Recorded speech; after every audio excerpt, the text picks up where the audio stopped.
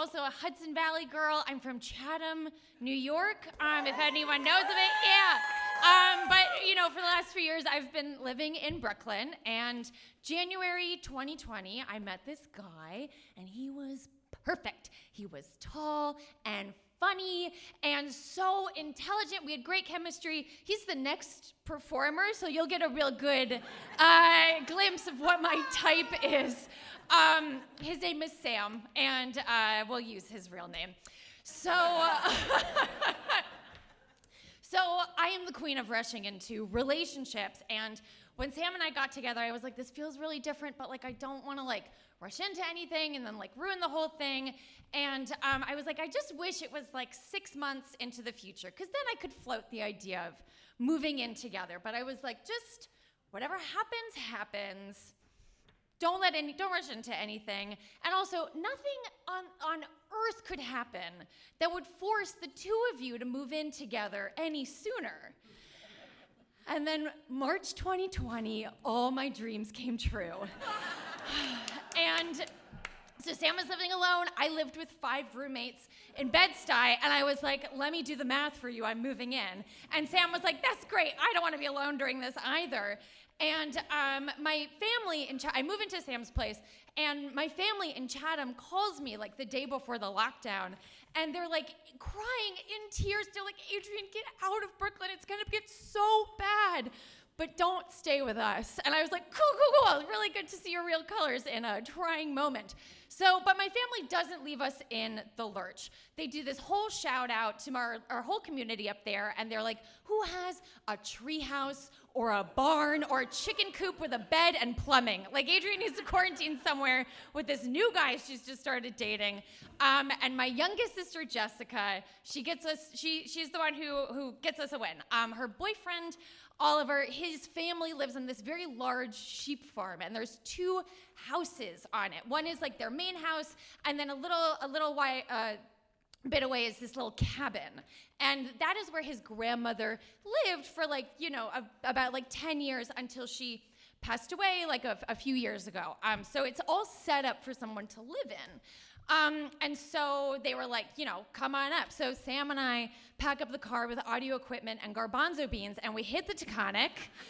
And we get up there, it's midnight, and we're in Ghent, and Jessica, my sister, and Oliver's family, they're all like, hello, airplane arms, this is the cabin, we're so happy you're here, but don't come near us. And so Sam and I walk into this little cabin, and we realize pretty quickly that it is for sure built for one person to live in, because there's no doors.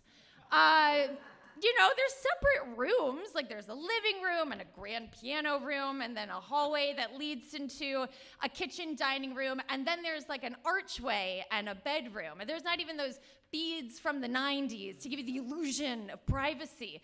And I was like, okay, this is weird. I want to be clear, there was a door to the bathroom. So I was like, this is really strange, but also everything's really strange right now, so I'm just gonna go to bed. And I go to bed, and Sam stays up because he's a night owl, and I just remember having this extremely vivid dream. And in the dream, I'm in the cabin that I'm actually in. Dream cabin. We're in the dream cabin. Only all of the furniture is rearranged. And I'm sitting on the couch in the kitchen, and Sam is next to me. And then all of a sudden, this force moves the couch to where it is in real cabin. So I'm sitting in dream cabin in the real spot in the real cabin. Then all of a sudden, this sculpture is being taken apart by these invisible hands, and I just have this lucid moment of I think there's a presence here. I have this chill down my spine. I think. So I wake up, and I'm like, that was really weird. And my family does have a slight history of clairvoyance.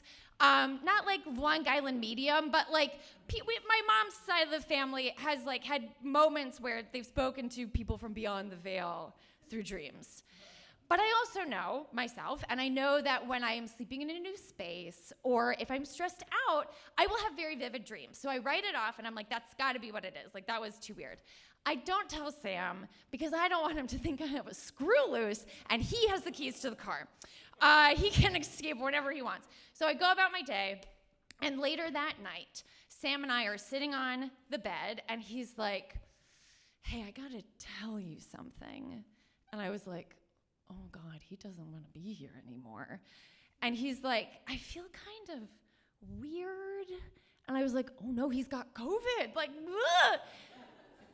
And he's like, when you were asleep last night, I was getting ready for bed, and I heard this singular ding coming from the living room, like coming from like the couch area. It wasn't a wind chime, it wasn't a cell phone, it wasn't a microwave, and it was definitely coming from inside the house. And I was like, okay, crazy meets crazy, and I tell my dream, and he's like, that's really weird.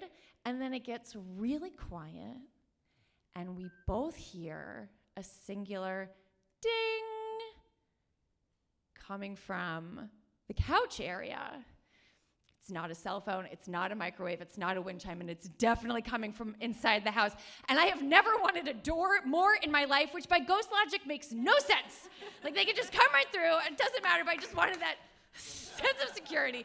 So we have a kind of restless night, and we sleep it off, and we're like, that was very strange, it's totally fine. And we have a few days of just like normal life, and every day we go for these very, very long walks through the woods, and the whole time I'm like looking up at Sam, and I'm like, I just want to say I love you.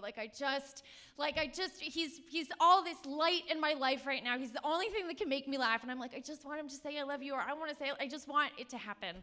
So a Saturday rolls around, and we're like, let's turn off our phones, let's have a romantic breakfast, let's pretend that the world isn't what it is right now.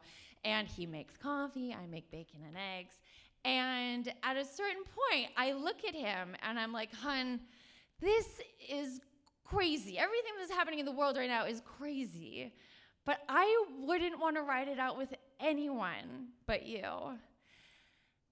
And he takes my hands, and he looks me in the eyes, and he's like, Adrien, I love you. And I'm like, I love you too. And I jump on him, and I kiss him like he just came back from the war. I'm like, oh my God, this is the best thing.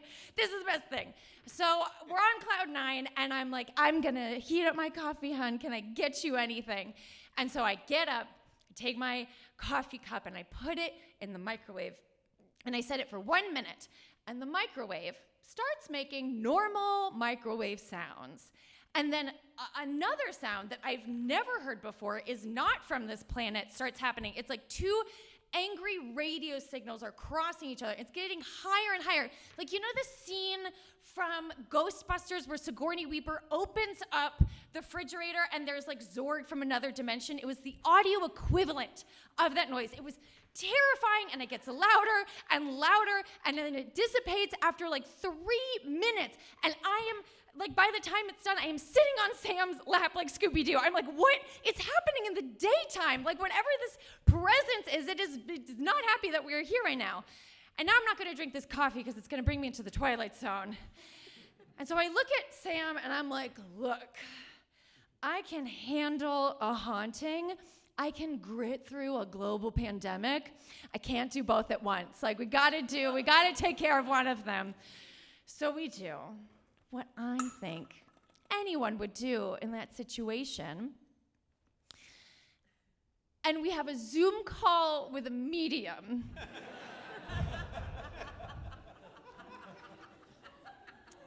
And this medium gives us some pretty sound advice. She's like, first off, if you can find out what this person's name was. And so I text Jess, and I was like, yo, you remember that grandma that died here? What was her name?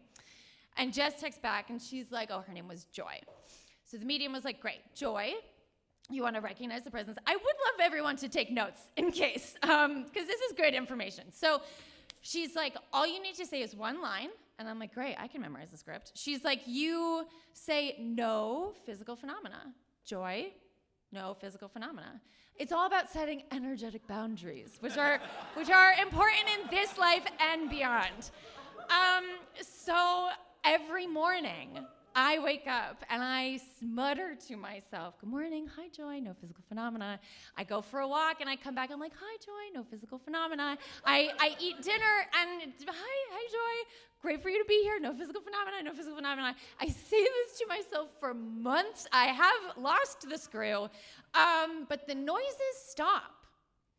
The microwave continues to be totally normal. There are no more dings, there's no more dreams. Totally stops, and we kind of forget about it. And, we stay up there for a few months. Sam gets very well acquainted with my family. They love him. If we were to break up, they would choose him, and I'm like, I get it. He is awesome. So we're very enmeshed at that point, and we are trying to ride out the craziest few months of our lives. And a few months later, out in May, Jessica, my youngest sister, comes over, and she's like, I'm kind of tired. I want to take a nap. And I was like, oh, well, you can nap on the couch. And she's like, I'm not going to nap on the couch. And I was like, why aren't you going to nap on the couch? It's a perfectly fine couch. And she's like, because Joy died on the couch. And my head does it like an exorcism twist. I look at Sam, and I was like, the whole time, I just turned into Sally Field from Mrs. Doubtfire. I was like, Jess, that would have been really great information to know before Sam and I came here and before we had sex on the couch. That would have really loved to know that one. But I look at Sam, and I'm like, ghost or no ghost? I don't think anything could have haunted us because we were the ones who brought joy into the house. Thank you so much.